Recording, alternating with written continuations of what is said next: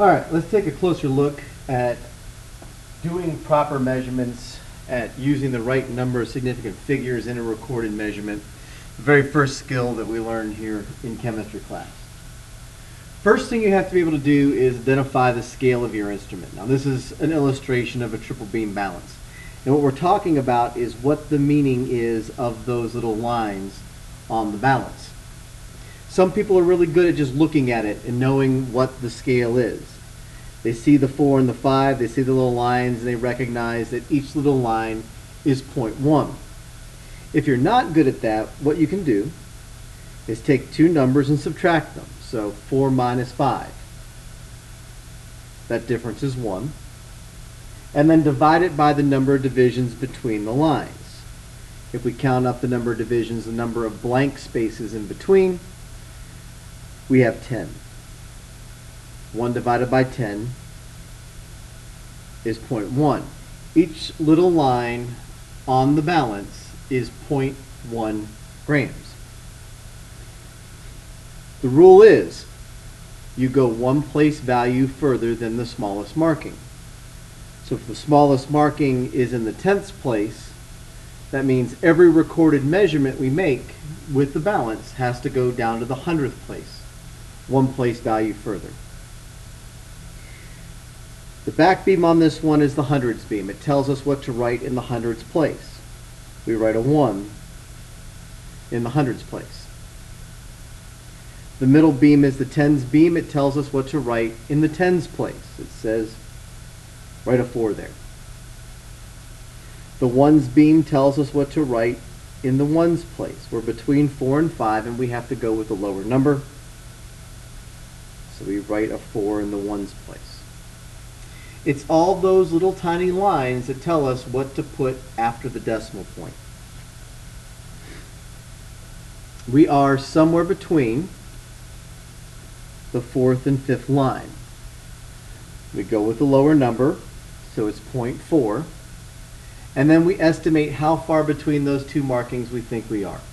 And looking at this, it's somewhere in the middle. So I'm going to use a middle number, a 4, a 5, or a 6 as my estimation, my last place value.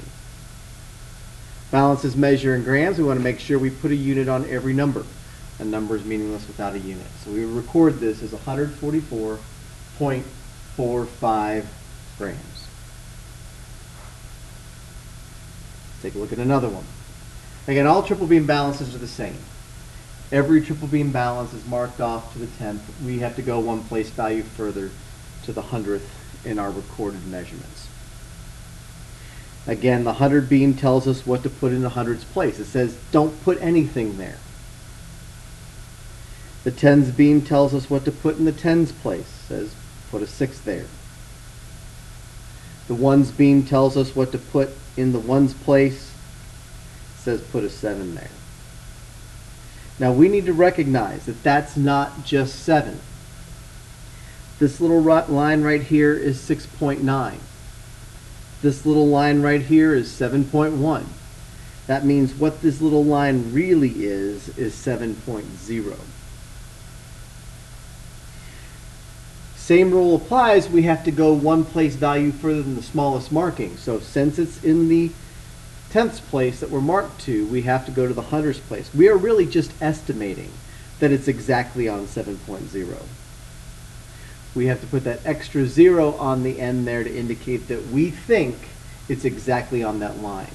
Still two numbers after the decimal point, just like the first one, but that 0 on the end indicating that we think it's exactly on the 7.0 line. That is still subject to our estimation. 66.99 would still be correct. 67.01 would still be correct. What we're saying is we think it's exactly 67.0. That's what that extra 0 on the end means. Now I will say some triple beam balances are reversed.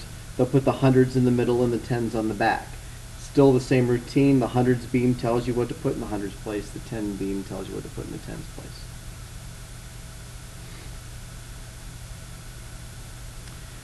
Where all the triple beam balances are the same, not all graduated cylinders are the same. their scales are different. And again, you have to be able to figure out the scale. Visual people can look at that and say that those markings are 1 milliliter markings. We go from 20 to 5, that must be 21, 22, 23, and 24. But if you're not visual, again, subtract the two numbers, find the difference. The difference is 5. And divide it by the number of divisions, or blank spaces. 1, 2, 3, 4, 5 divisions. 5 divided by 5 is 1. Each little line is 1 milliliter. So this would be 21, that would be 22. We are between 21 and 22. So it's going to be 21 point something. We can't just write down 21. Because our scale is in the ones place, our measurement has to go to the tenth. We have to use that last number to say where we are relative to 21. And we're about halfway to 22. So we're going to use a middle number, like a 4, a 5, or a 6 to indicate that we're halfway between 21 and 22. Graduated cylinders measure in milliliters. We need to make sure we put the milliliters on our number. Moving on to the other graduated cylinder that we looked at. The scale is different. And you can see that it's different just by looking at the markings. We go from 7 to 8 this time, and we have a bunch of divisions in between. Again, if you're visual, you say, okay, those are tenths. If you're not visual, again, take two numbers and subtract them, find the difference, and divide it by the number of divisions. 1, 2, 3, 4, 5, 6, 7, 8, 9, 10 divisions. And again, I'm looking at the blank spaces in between 7 and 8. 1 divided by 10 is 0.1, so each little line is 0.1 milliliters. Again, if you go down to the tenth on your instrument, your measurement has to go to the hundredth. Different than the previous graduated cylinder because it has a different scale. This is the sixth line, 6.1, 6.2, 6.3, 6.4, 6.5, 6.6 something. We have to indicate what we think. And if we think it's exactly on the line, we'll estimate a 0 on the end there to indicate that it's exactly on the line. If you wanted to say it was a little above, that's your estimation. You say 6.61. If you want to say it's a little bit below, again, that's your estimation. It's 6.59. The key is two numbers after the decimal point. That's required on this graduated cylinder. This is what a lot of good 10 milliliter graduated cylinders look like. This is what a lot of 100 milliliter graduated cylinders look like. So again, each graduated cylinder has a different scale. You need to be able to figure out the scale.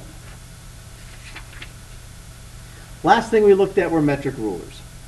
And all metric rulers are marked down to the tenths place. Again, if you didn't know that or couldn't figure that out, same technique. Subtract two numbers, find the difference, divide it by the number of divisions. 1, 2, 3, 4, 5, 6, 7, 8, 9, 10 divisions. 1 divided by 10 is 0.1. Each little line is 0.1 centimeters. A lot of rulers have a millimeter mark on it. They're just telling you what the little lines are. The distance between two little lines is a millimeter. When you're writing a measurement, you most often do it in centimeters. This is 3 point something. 1, 2, 3, 4, 5, 6, 7. And I'd say that's maybe just a tiny little hair past it, and I might put a 1 on the end. You might say that it's exactly 3.7. You got to put a 0 on the end. The instrument is marked to the tenth.